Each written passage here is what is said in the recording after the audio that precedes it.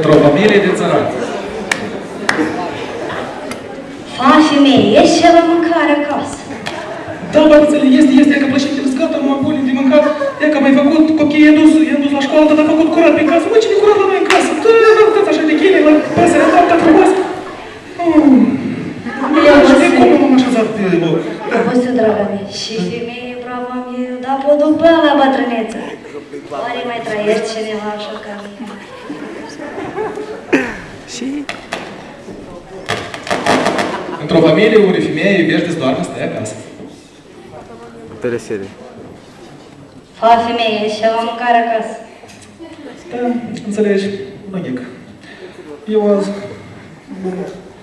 după ce te-ai dus tu la loc, eu așa m-am pus pe 5 minute să închid un ochi și să închid să mă doi și că am dormit.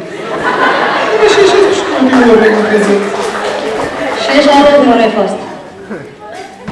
Nu înțeleg. Măcar mâncare trebuie să ne faci și să fac eu cu tine. Alta e femeie la mine. O, Doamne, și de mai trăiești așa ca mine. Of. Asta e lepăt. Nu? Într-o familie de bogătași.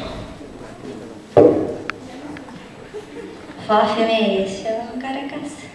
Da, bărbățele, da. E că m-aș comandat pizza, nu așa fript acolo comandat și eu să plez așa pentru tine. Eu vreau borș. Boș? Borș, veiamo. Nu-i boș.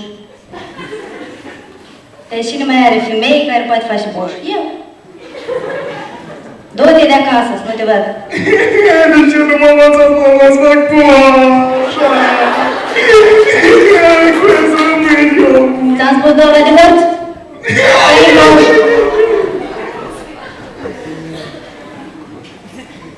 Și în finalul, eu vreau să spun că noi toți vrem să trăim într-o familie foarte fericită.